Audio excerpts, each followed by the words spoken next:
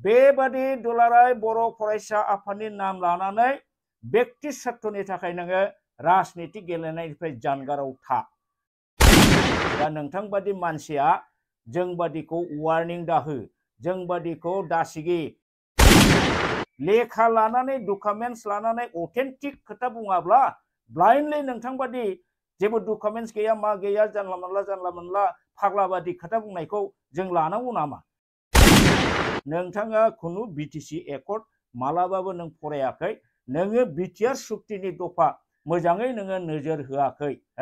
आं बिदिसो नोंथांखौ बुंनो लुबैयो। जाय राजखान्थि हान्जाखौ नों सापर्ट होदों बे राजखान्थि हान्जायानो दिनै जाति द्रहि जातिनि बेरेखा होननानै जोङो बुंनो हायो। दा एबसुनि जारिमिनखौ सोर मिथिया? दिपेन बर'आल' एबसुनि जारिमिनखौ मिथियो नामा? बे आंनि मोनसे सोंनाय। मिस्टार दिपेन बर', एबसुनि जारिमिनखौ नोंल' मिथिगौ नामा? ना एबसुनि जारिमिनखौ नोङो ससेल' मिथिगौ? बिथांखौ आङो बरायबाय आरो जोङो दुलाराय बर' माहारि आरो बिटिसि बासि रायजोखौ आङो आंनि गोसो सिंनिफ्राय खुलुमनाय जासिहरबाय। मानगोनां रायजो राजा नोंथांमोन, मैयानि सानसे आगोल दाखालि जोंनि दुलाराय बर' फरायसा आफाद एबा एबसुनि आफादगिरि दिपेन बर'आ माने जों माखासे सुबुंखौ एबसुनि सायाव गाज्रि मुं सुनाय बखिनायनि खोथाखौ लानानै एबसुनि सायाव समाल'चना खालामनाय खोथाखौ लानानै बिथाङा हुमखि होदों आरो बेफोरनिफ्राय गोजानाव था होनदों आरो एबसुखौ मानो बेबादि रायनो मोननांगौ, जोङो बेहाय जिर' टलारेन्स होनलायलायनानै बिथाङा हुमखि होदों। दा बिनि सायाव आङो नोंथांमोननि सिगाङाव बिनि क्लेरिफिकेसन हिसाबै जोंनि दिपेन बर'नि बुंनायनि सायाव क्लेरिफिकेसन होनो होननानै आं दिनै बे प्रेस मिटखौ खालामदों। नोंथांमोनहा खोनाबाय, बिथाङा सानैसो मानसिखौ माने नाम बुङाखैब्लाबो लेखा लायै एबसुनि एगेन्स्टै खोथा बुंग्रा, इउपिपिएलनि एगेन्स्टै खोथा बुंग्रा होननानै बिथाङा बुंनो नागिरदों। दा बिथाङा मा एसे बुङामोन बेखौ आङो मोनसे बिथांनि बुंनायखौ नोंथांमोननो खिन्थागोनसै। बड'फा उपेन्द्रनाथ ब्रह्मनिफ्राय लानानै सानसुमा खुंगुर बैसोमुतिनिफ्राय लानानै बानेश्वर बसुमतारी, कनकेश्वर नार्जारीनिफ्राय लानानै गोबां दैदेनगिरिफ्रा बे दुलाराय बर' फरायसा आफादाव लिडारशिप होलांबाय आरो हारिनि सार्थ, जाति जातीयताबाद, जाति चेतना आरो जाति खर्ताखौ लानानै एबसुआ आपोसहीन भाबै गोलाव समाव खामानि मावबोदों। एबसुनि जारिमिनखौ जाय मिथियो, एबसुनि मोनफ्रोमबो हाबा मावनायखौ बिथांमोना अनार होयो। बिथांमोना हारिनि सेन्टिमेन्ट आबेगखौ लानानै दुलाराय बर' फरायसा आफादजों जेब्लाबो सुंथाबोदों, मदद होबोदों आरो जोंनि वेलविजार हिसाबै हाबा मावबोदों। आं बिथांमोननिसिम धन्यबाद बावो। किन्तु माखासे व्यक्ति, माखासे गोदान जोलैनि माने लाइमोन सेंग्रा सिख्लाफोरा दिनै एबसुनि बे जारिमिन 5000 शहीदनि बिनिमयाव जिखिनि जोङो एचिभमेन्ट मोनबाय, बिएससि, बिटिसि आरो बिटिआर, बर' रावखौ 90 सिडुलाव मोनबाय आरो बिनि उनाव आसामनि लोगो सरकारि राव हिसाबै गायसननो हाबाय, बर' कसारि काउन्सिल हिसाबै जों गायसननो हाबाय। बे जारिमिनफोरखौ मिथियाजासेनो दिनै मडार्निटी, आल्ट्रा मडार्न आरो जिखिनि माने दिनै गावखौनो माने जि मोनसे आथिखालनि जि थासारियाव बे डिजिटाइजेशननि जुगाव, ग्लबेलाइजेशननि जुगाव बयबो गावबा गावनि इमेज बिल्डिंनि थाखाय, गावबा गावनि पपुलारिटिनि थाखाय एबसुखौ रायनाय। दिनै बिथांनि बुंनायनिफ्राय नोंथांमोनहा मिथिबाय, बले एबसुनि जारिमिनखौ मिथियै मानसिफोरा दिनै एबसुखौ मुं सुयो। दिनै बिथाङा बानेश्वर बसुमतारी, एबसुनि फाउन्डार प्रेसिडेन्ट, कनकेश्वर नार्जारी, बड'फा उपेन्द्रनाथ ब्रह्म, सानसुमा खुंगुर बैसोमुतियारिमोननि खोथाखौ रायखांदों। दा एबसुनि जारिमिनखौ सोर मिथिया? दिपेन बर'आल' एबसुनि जारिमिनखौ मिथियो नामा? बे आंनि मोनसे सोंनाय। मिस्टार दिपेन बर', एबसुनि जारिमिनखौ नोंल' मिथिगौ नामा? ना एबसुनि जारिमिनखौ नोङो ससेल' मिथिगौ? नोङो फुरायै मिथिया? फुरायै मिथिनोबा जोंनाव सोंनायसाय। ना जोंखौ नोंथाङा एबसुनि जारिमिन मिथिया होनदों? एबसुखौ मानो दायामोन बै समाव? बानेश्वर बसुमतारी फार्स्ट प्रेसिडेंट जालायलायनाय एबसु खनकेश्वर नार्जारी जेनेरेल सेक्रेटारि जानाय एबसु मानो दामोन खनकेश्वर दानि सोमोन्दै नों जोंखौ फोरोंनो नागिरदों जों बिथांमोनखौ गासिखौबो मान होयो सिबियो बिथांमोननि जिउमाया शान्ति थाथों जों बेखौ खावलायो मानोना बिथांमोन गासिबो एबसुनि दैदेनगिरिया जातिनि थैनाय थांनाय थामोनथानि थाखाय जुजियै बिथांमोनहा जिउ गारलांदों दिनै आदा गारला बाथा बसुमतारी दिनै सोमला बसुमतारी बिथां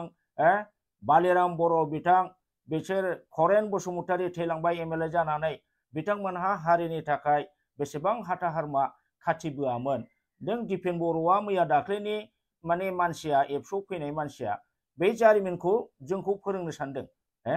जोङो बै समावनो खनकेश्वर दाजों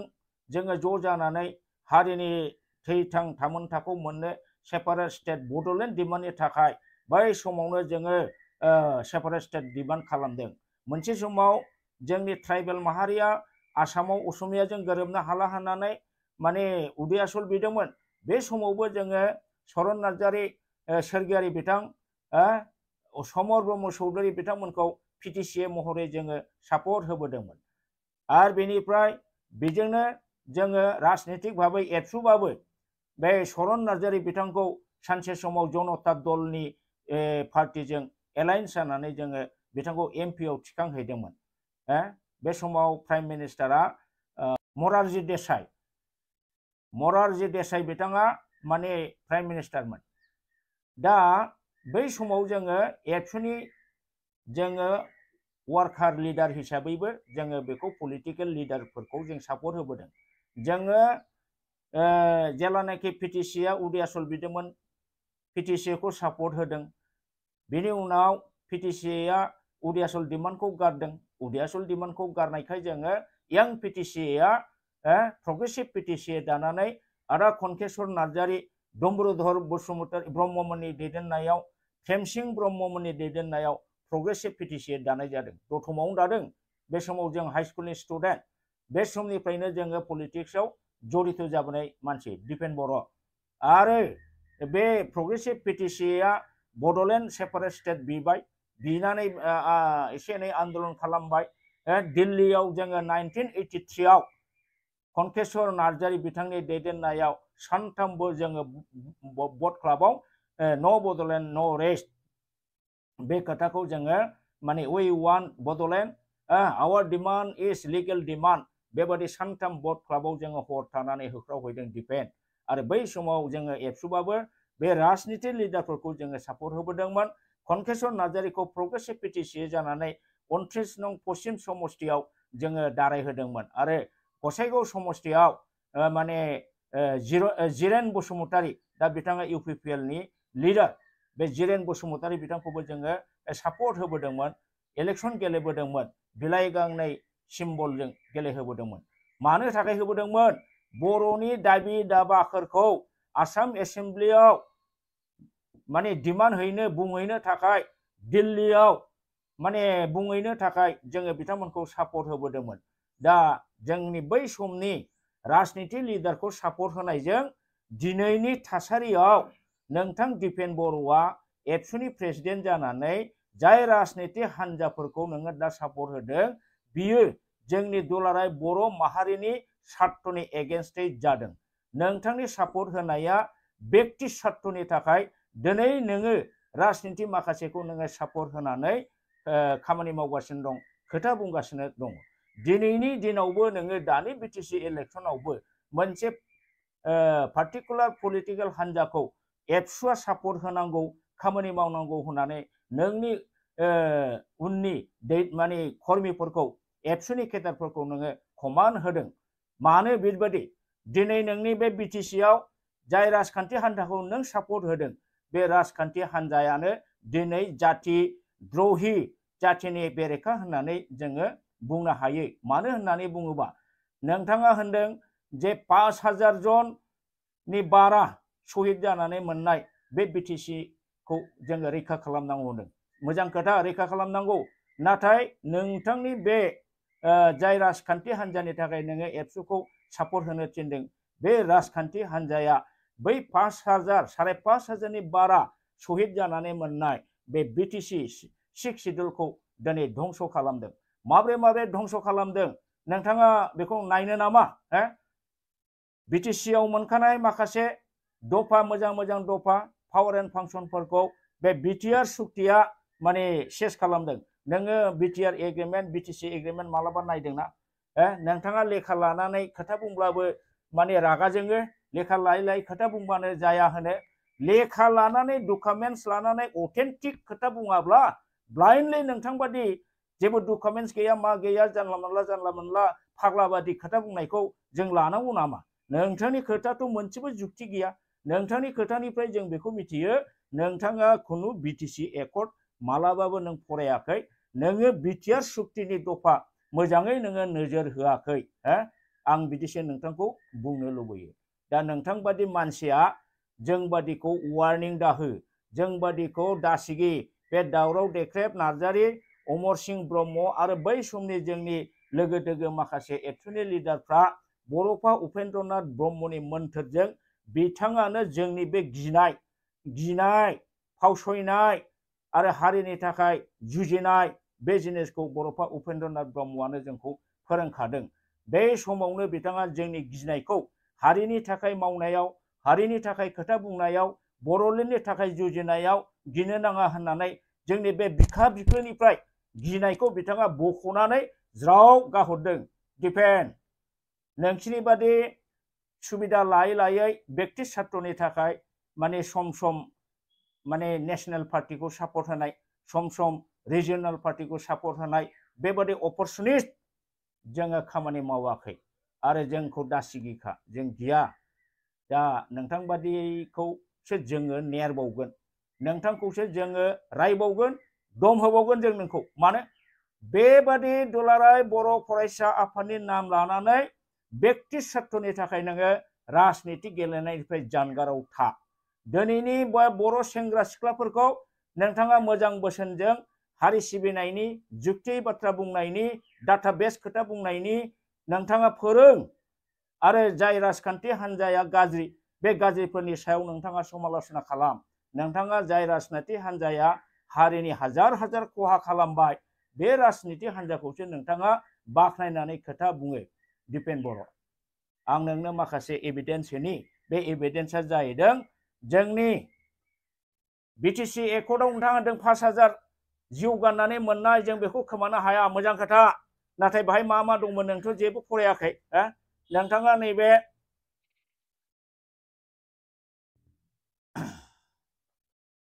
नैबेखौ नाय नोङो 5.2 आव मा दंमोन? 5.2 आव दंमोन there shall be an executive council comprising not more than 12 executive members, one whom shall be the chief, another the deputy chief of the said executive council.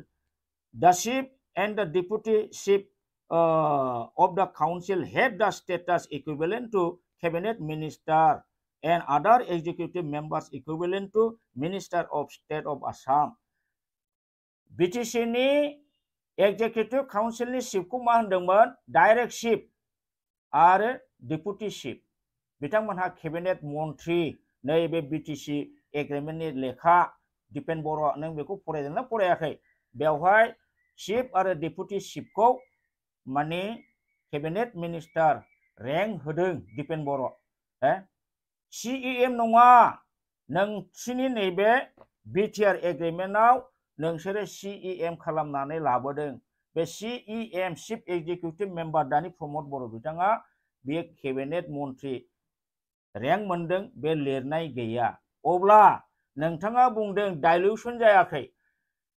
Cabinet मन्थ्रि मोननाय खोथाया बे बिटिआरनि एग्रिमेन्टआव नोंथाङा बहा नुयो? नोंथाङा बुंनायसाय। होमबा डिग्रेड जादोंना जायाखै? दा नंखायनो प्रमद बर' बिथाङा दानि दिनाव केबिनेट मिनिस्टार रेंकनि मानसि नङा। बेबादि डिग्रेड खालामदों बिटिसिखौ। बुजिबाय? दा नोंथाङा बुंबावो जे डाइल्यूट जायाखै होननानै। आं बुंबावगोन दा बिटिसि shall have 5.3 आव full control over the officers and staff connected with the delegated subjects working in the BTC area and shall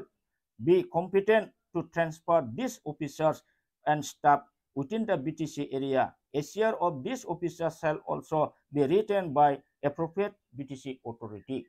दा बेवहाय मा होनदोंमोन जोंनाव BTC 6 Schedule Autonomous Councilआव BTCआव मावनाय गासिबो स्टाफ अफिसारफोरखौ फुल कन्ट्रोल खालामनायनि बेवहाय गोहो होदों डिपेन्ड लेखा नायबानो रागा जों लेखा नायाबा खोथा बुङा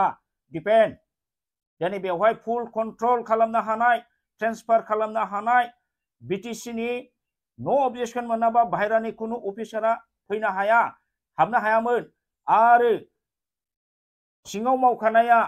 BTC गारनो नागिरब्ला गोसोबानो गारनो हायामोन बेखौ हमथानायनि कन्ट्रोल खालामनायनि बेंथानायनि गोहोआ बे BTC 6 Schedule काउन्सिलाव होदोंमोन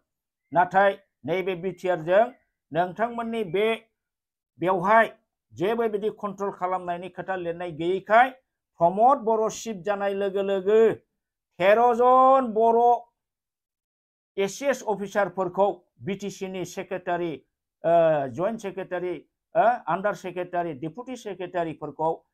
BTC नि बाहेरायाव हरजोबनानै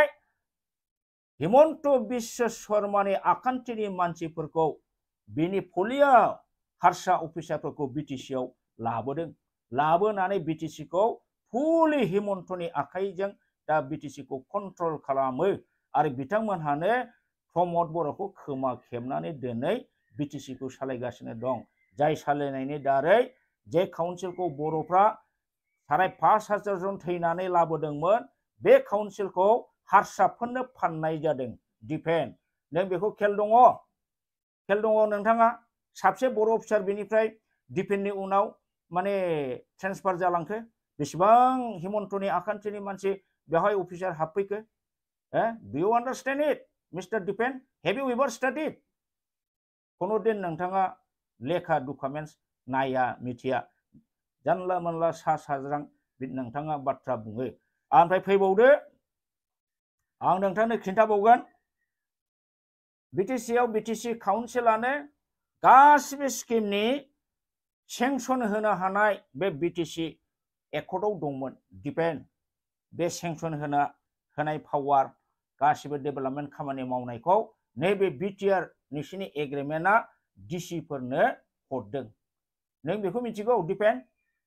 नायनायसाय मा दंमोन BTC आव नैबे BTC आव मा होदोंमोन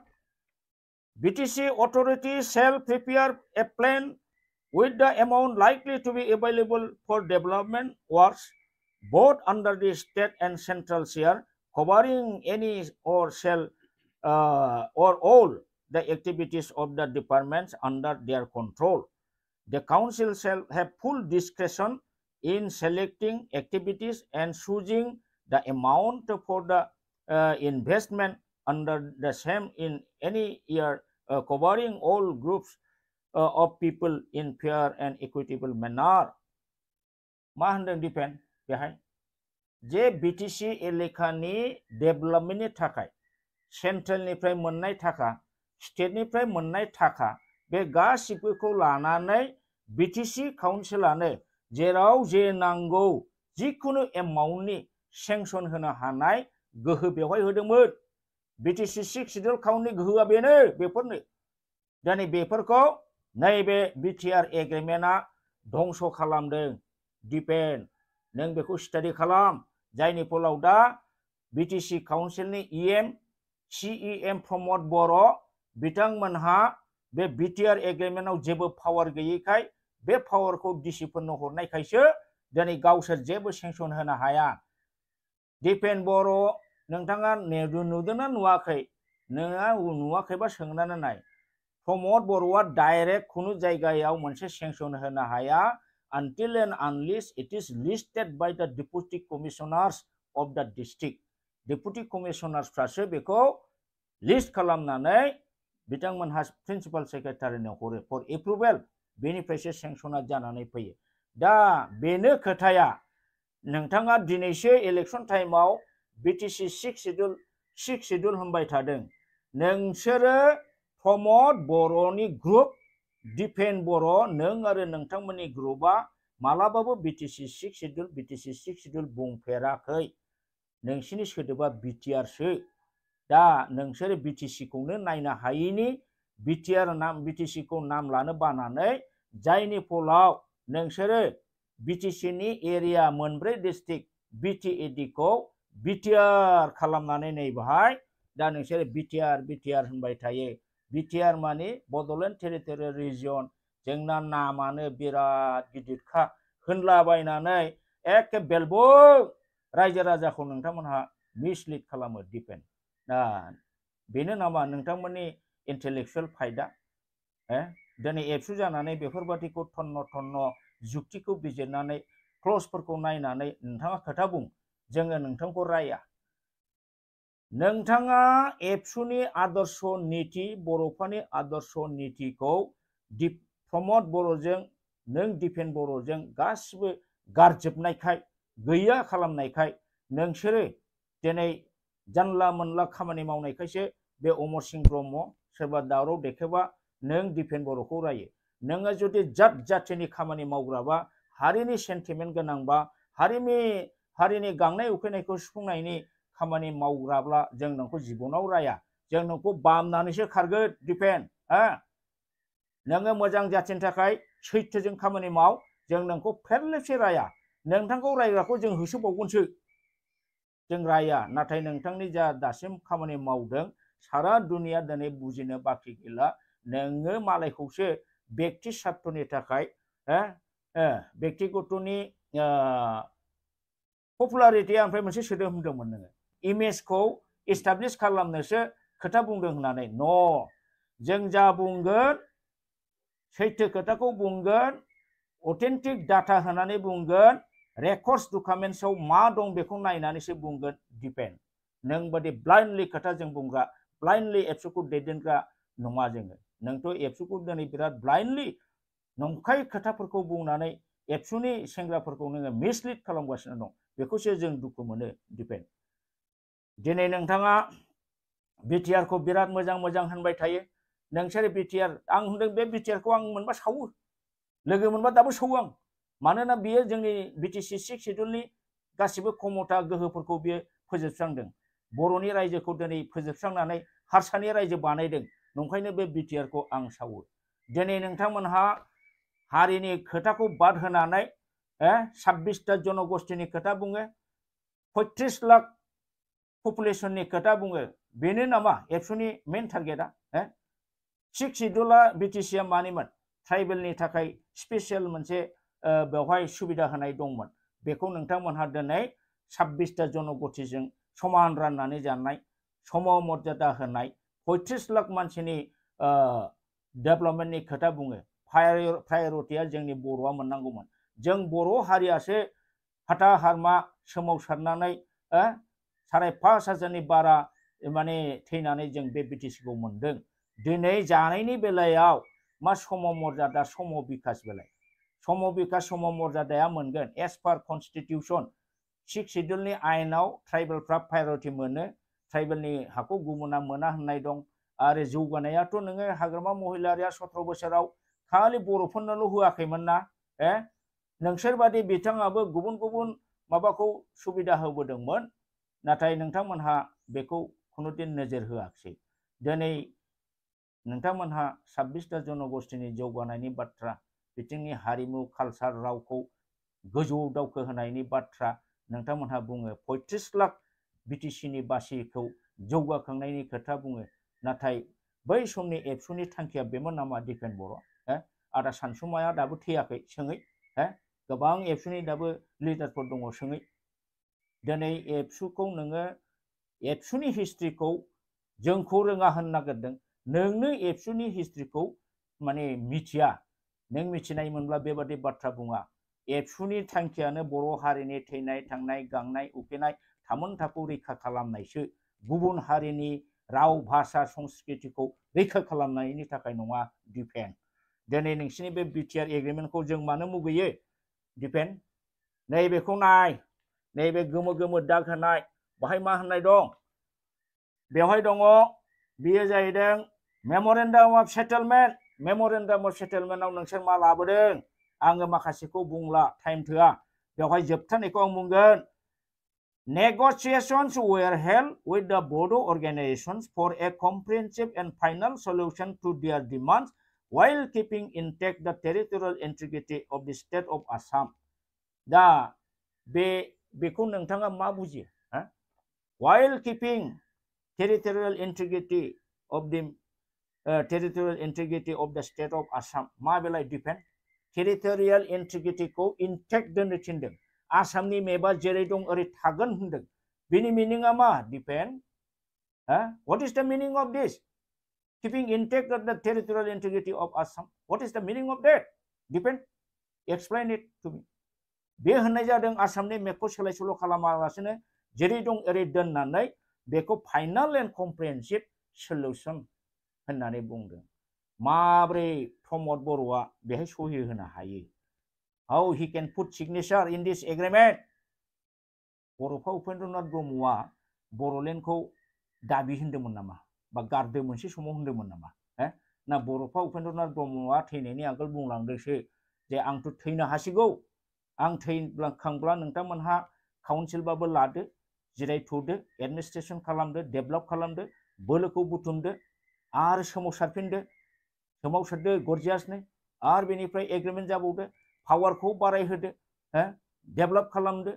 आरो बेनिफ्राय सोमावसारफिनदो आल्टिमेट गोल इज बड'लेण्ड होननानै बुंलांदोंमोन दा उपेन्द्रनाथ ब्रह्मनि बे आदर्श नीतिखौ प्रमद बर'आ बिटिआर सुक्तिनि दारै सेस खालामबाय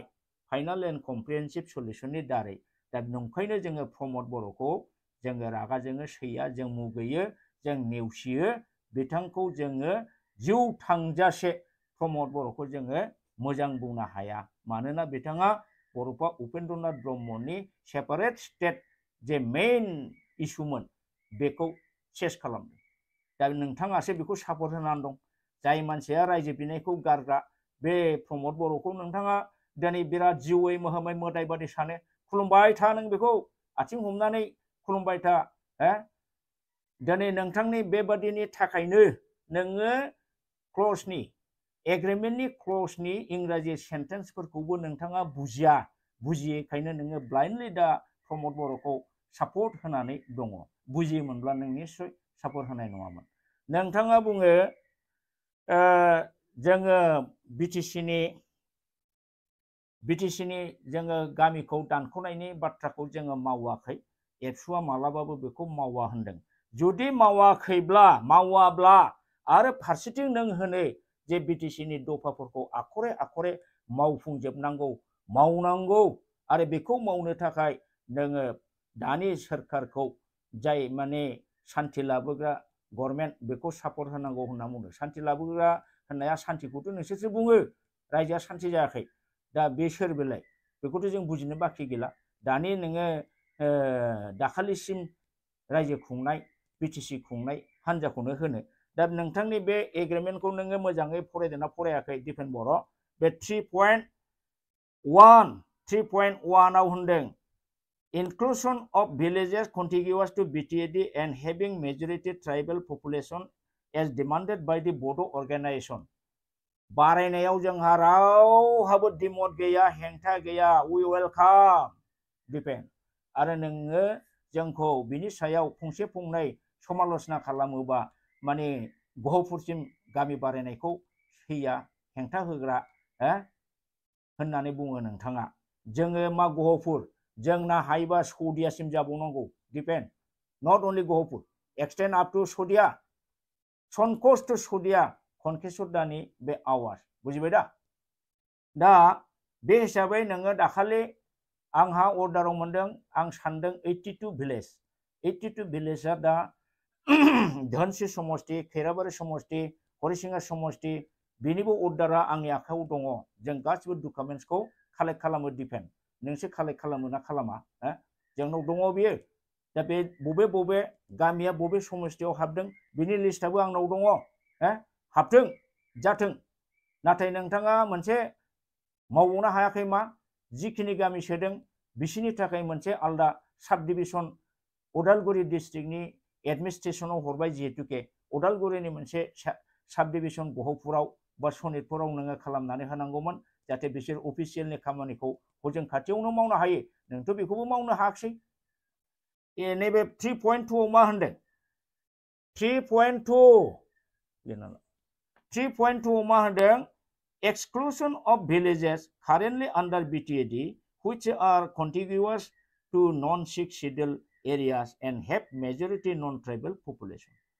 दानि BTC नि एरियाजों नांजाबफानाय जायफोर गामिया non-tribal majority बे गासिबो गामिया बे 3.2 नि spirit मथे as per the spirit of the 3.2 clause of the BTR agreement प्राय 1200टा गामिया डिलेट जागोन नोंथाङा आखरे आखरे पालन खालामनो बुंबाय थायो जेला आखरे आखरे पालन खालामगोन BTC आव जों आगोल मोनखानाय निफ्राय 1200टा नन ट्राइबेल गामिया दानख' जागोन 82टा नों मोनबाय 1200टा दानख' जाबाय डिपेन्ड बे मा लाब जाखो ना लकसान जाखो लाब जाखो ना लकसान जाखो 82टानि बिनिमयाव 1200टा दाननोसै बर' सुरक्षाया अलरेडि हाइकर्टआव केस होबाय आरो बिथांमोनहा 1200 निफ्राय उनावहाय एसे फावसयदों बेबो जोंनाव खबरा दं दा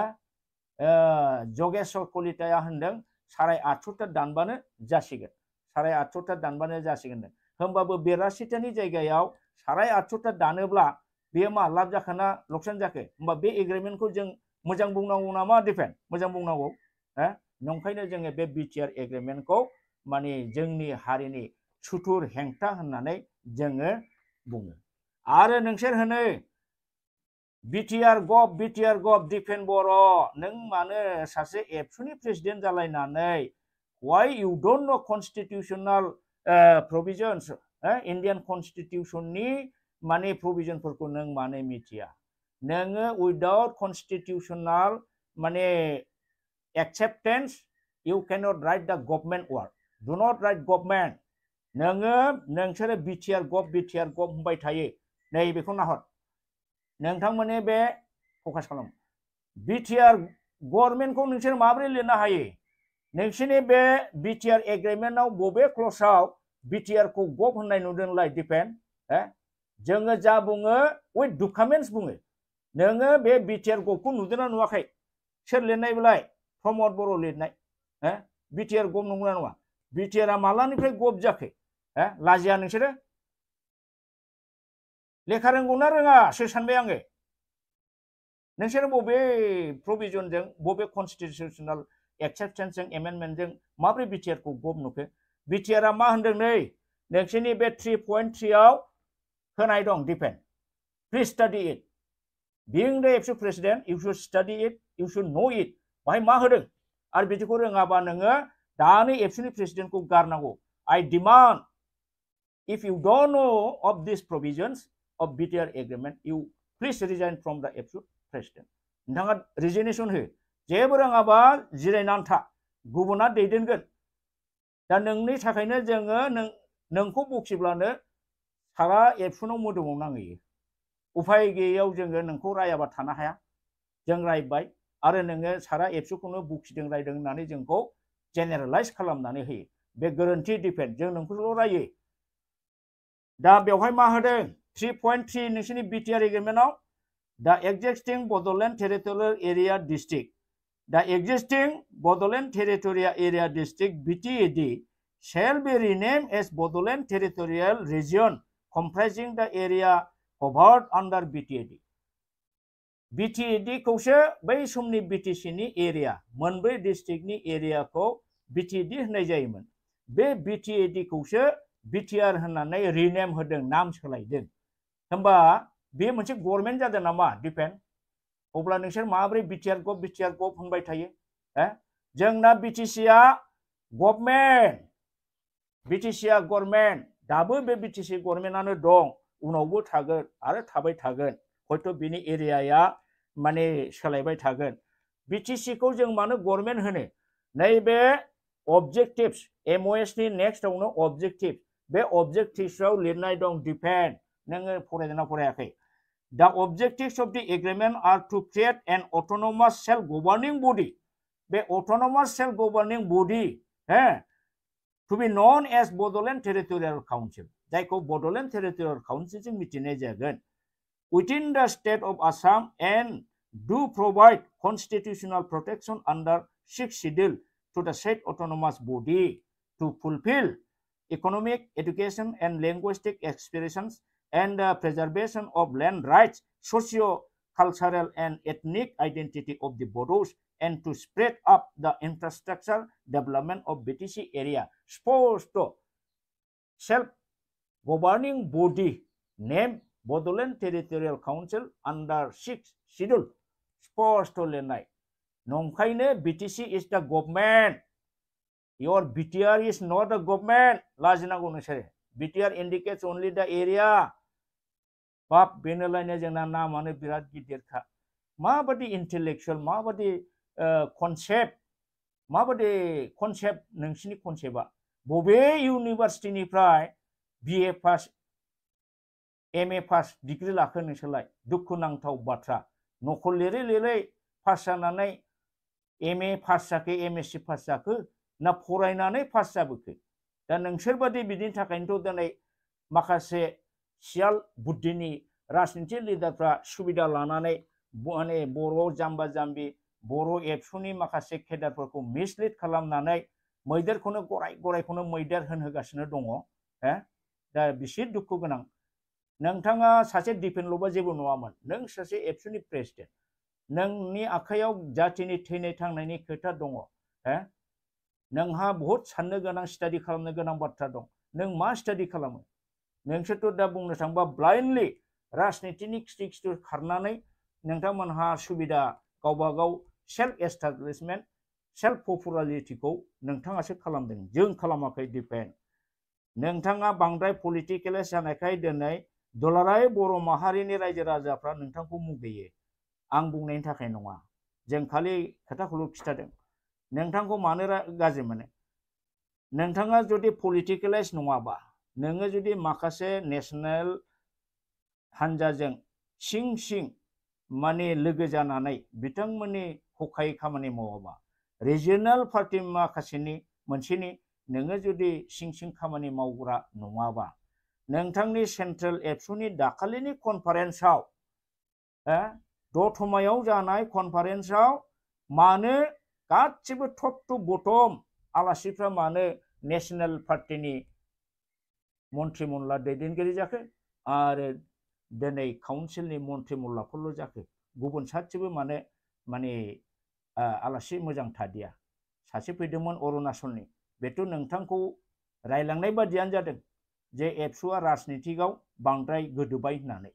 राजनितिजों बांद्राय इनफ्लुयेन्स जाबाय होननानै बुंजालांनायखौ नोंथाङा लाजिनांगौमोन नोंथांमोननि एबसुनि केडारा लाजिनांगौमोन ABSU is purely non political organization it should not be guided by any political party दिनै नोंथाङा थांनाय बाराव MP इलेक्शनाव सोरनि हेलिकप्टाराव गाखोनानै बर' रायजोनि भटखौ बियामोन बेयो मा फोरमान जायो डाइरेक्टलि नों बे नेशनेल हान्जाजों नोङो थांबाय नोङो दाखालि दतमायाव कनफारेन्स जानायनि समावबो मोनसे नेशनेल पार्टियाव हाबनोसै होननानै प्रसार जादोंमोन बोरैबा थाफिनदों नोंथ' दाबो नामावसो एबसु प्रेसिडेन्ट पियरलि नोङो मोननै दोलोनि नोङो सासे वार्कार सासे लिडार नोङो दा नोंथाङासो राजनितिजों माने गोरोबनानै खामानि मावदों जों नङा जों सैथो बाथ्राखौसो रायजोनो दिनै खिथानो बाध्य जादों मानो खिथानो बाध्य जादों BTC 6th schedule बर' रायजोखौ जेरैबाबो रैखा खालामनांगौ होननानै जोङो बुंदों दिपेन बर' दा नोंथाङा बुंदों नोंथांमोननि एग्रिमेन्टआव गोबां एनेक्साराव दंमोन बे एनेक्सारफोरनि बिथोराव दङमोन मा Ministry of Tribal Affairs दंमोन inclusion of Bodo Kosaris living in Karbi Anglong and Dimasa बे मोनसे दंमोन 2 नम्बराव दंमोन Ministry of Culture Cultural Complex Come Center of Excellence in the name of Bodopa Upendranath Brahmo at Tulungapuri clause 6.5 of MOS 2020 representatives of the MOCs informed that DPR details project report sent by the Gov of Assam on 3/8/23 is not available with them बिसोर मोनाखै details रिपर्टखौनो नंखायनो बेबो जायाखै department of higher education regional campus of Indira Gandhi national tribal university tribal university at Bhairabkunda Udalguri the Upendranath Brahma central university at Barama Baksa representatives of the Department of Higher Education informed that IGGNTU had already established one regional center in Manipur. Manipur of business जाखांबाय which is developed thus ओमफ्राय बे हिसाबै north इस्टआव मोनसेल' जायो ओमफ्राय नंखायनो बे बर'फा Upendranath Brahma Central इउनिभारसिटिया जाला दा बेबादि गोबां नोंसोरनि बे एनेक्सनखौ रिजेक्ट खालामदों दा नोंसोरो बुङो जे नोंसोरनि बिटिआर एग्रीमेंटखौ माने इमप्लिमेंट खालामनो गभर्नमेन्ट अफिसारखौनो दोनफिननांगौ बेखौ दोनफिनोब्लाबो नोंसोरनि बे एग्रीमेंटआव थानाय जिनिसा मालाबाबो इमप्लिमेंट जाया डिपेंड जों फोथायो नोंसोर मालाबाबो बेखौ मावनो हानाय नङा मानोना अलरेडि सेंट्रेलनि ब्युरोक्रेट्सफ्रा बेखौ मोनसेनि उनाव मोनसे डिनाय खालामबाय national institute of technology Udalguri बेखौबो बिसोरो जाया होननानै बुंखाबाय खारन नर्थ इस्टआव सिलचराव अलरेडि एनआईटी दंखायो जाया नोंसोर जाया होनजाजोब्बाय आरो नोंसोरो दिनै बे बिटिआर एग्रीमेंटआव जेबो गैयालासेनो बे बिटिआर एग्रीमेंटखौ नोंसोरो 125th एमेन्डमेन्टजों माने बिटिआरखौनो गब खालामनो थांगासिनो दं दिपेन बर' मोजाङै सानै हयै खामानिखौ नोंथाङा माव जे बिटिआरआ गब जाबाय बिटिआर एग्रीमेंटआ एक्सारसाइज जाबाय बर' जाथिया बै आगोल भारत स्वाधीननि उनाव 2003 नि जे अबस्था बे जिनिसटा फैफिनबाय नोंनाव खुनु सिक्स सिडुल होननाय थानाय नङा नोंहा खुनु मोनसे एडमिनिस्ट्रेटिभ पावार होननाय जिनिस थानाय नङा दाबो अलरेडि जोंहा मोनसे हानजा रुलिं पार्टिया बिटिसिनि सिक्स सिडुलनि एडमिनिस्ट्रेशनखौ अलरेडि खोमाबाय नोंथाङा होनदों 16टा डिपार्टमेन्टखौ हराखै मा फोरमान दं नैबे बे लेखाया जाहैदों 16टा डिपार्टमेन्टखौ हरफिननाय डिपेंड नोंथाङा बेखौ कपिखौ मोनदोंना मोनाखै जोंनाव दङ बड'लेण्ड टेरिटरियेल काउन्सिल सेक्रेटारियेट बड'फा नोगोर Kokrajhar IBA department dated Kokrajhar D 4 जुन 2021 2021 नि 4 जुनाव प्रिन्सिपाल सेक्रेटारिया सोरनो हरदों मोनसे अर्डार होदों दा बेखौ आङो फरायला इन पारसुएन्स अफ द transfer subject vested with the Bodoland Territorial Council BTC violated the 6th schedule to the Constitution of India Amendment Act number dong the memorandum of settlement on 27 January 2020 between the India and Gov of Assam Bodo groups the Deputy Commissioner of Bodoland Territorial Region Vice Deputy Commissioners of the Kokrajhar, Chirang, Baksa and Udalguri are hereby entrusted with the overall monitoring and supervision of the schemes pertaining the following subjects entrusted with the BTC. The BTC ni be 16टा department ni गासिबो खामानि दामानि मावनाय दांनाय बेनि supervision and monitoring and scheme selection बे गासिखौबो deputy commissioner फोरनो हरदों बेफोरनो जाहैदों BTC 6 schedule को धंस खालामनाय डिपेंड बर' 6 schedule नि आयेना मा बुंदों जे 6 schedule आव गासिबो डेभेलपमेन्टेल खामानि बे गासिबो जोंनि काउन्सिलानो मावजोबो डिसि फोरा बे डेभेलपमेन्टेल खामानियाव आखाय होनो मोना 6 schedule आयेना बेखौ होनदों दा नोंसिनि बे बिटिआर एग्रीमेन्टआ बे डेभेलपमेन्टेल खामानिनि गासिबो स्किम सेलेक्शन सुपारभिजन मनिटरिं खालामनाय बेखौ मोनब्रै जिल्लानि डिपुटि कमिशनारफोरनो हरफिनदों डिपुटि कमिशनारनो हरनाय मानि आसाम गभर्नमेन्टनो हरफिननाय डिपेंड दा बेखौबो नोङो बुजिया you cannot understand the spirit of language of the government letter you don't understand बेखौनो हरदों बाय 16टा डिपार्टमेन्ट दं बे agriculture sericulture education fisheries panchayat and rural development health and family welfare public health engineering social welfare flood control widen measure urban development, land and revenue, food and civil supply, intoxication and liquor बे 16टा डिपार्टमेन्टआ now under the custody of deputy commissioners नंखायनो जों बेखौ डिसिफोरनो हरफिननाय लोगो लोगो बेखौ आसाम गभर्नमेन्टनो हरबाय होनदों खारन डेपुटी कमिशनारफोरखौ चिफ मिनिस्टारा डिसपुरासो डाइरेक्ट कन्ट्रल खालामो बिथांमोननो हरनाय माने डिसपुराव हरनाय दिपेन बर' ना नोंथाङा बेखौ बुजिया दा बेखौ नोंथाङा नङा होनगोन बे लेटारा आं बानायनाय नामा बे लेटार नाम्बाराव नोंथाङा बिटिसिआव सार्च खालाम you will get it नंखायनो नोङो लेखा लानानै बुंबाबो रागा जोङो गावना डाटा गैया अथेन्टिसिटि गैया जोंनाव गासिबो बे दङ आरो सैथोखौसो जों बुङो दिपेन बर'नाव आं मोनसे सोंबावगोन दानि गभर्नमेन्टआ बिटिसि सरकारा नोंथांनि गभर्नमेन्टआ बे बिटिसिनि 46 एमसिएलए नि काउन्सिल एसेम्बलि हाउसखौ मानो आसाम गभर्नमेन्टनो फानखो मानो आसाम गभर्नमेन्टनो फानखो नों नुवाखै खोनायाखै बेवहाय 46 नाम्बार्स अफ एनसिएलए नि थाखाय आरो बेनि स्पिकारनि थाखाय जिरायग्रा आसन दंमोन बड'लेण्ड टेरिटरियेल काउन्सिलनि बे एसेम्बलि हाउसआव नाथाय बेखौ हिमन्त बिश्वनि प्रेसाराव 126टा सिट बानायबाय मानि आसामनि एसेम्बलि हाउस जाखै बेलाय बिटिसि रायजोनि एसेम्बलि हाउसखौ दिनै प्रमद बर'आ बिथाङा आसाम एसेम्बलि हाउस बानायबाय होमबा बे बिटिसि रायजोखौ गुवाहाटी आसाम दिसपुरनो फाननाय जादोंना जायाखै दिपेन बर' बे मोजां जादों नामा बे मोजां जादों नामा नोंनि न'खौनो नोङो गुबुन हारिनि मानसिनो नोंनि न'आव सोनानै हगारनानै होबाय नों बे मोजां खामानि जादों नामा आरो बेफोरबायदिनिफ्राय मा प्रमान नांबावगौ बे दानि गभर्नमेन्टआ बा बिथाङा प्रमद बर'आ जे जाथि फानाखै आरो नोङो बिटिसिखौ फानाखै बिटिसिनि एडमिनिस्ट्रेटिभ सिस्टेमखौ फानाखै फोजोबाखै होननाय माबा थाबावो नामा नांगौबा गासिबो दंजोबो नोंथाङा गामि सोसननायनि दरखास्त होदोंमोन आशिष भुटानिनो बे लेटाराबो जोंनाव दङ खयथा बियामोन नोंथाङा I have that your letter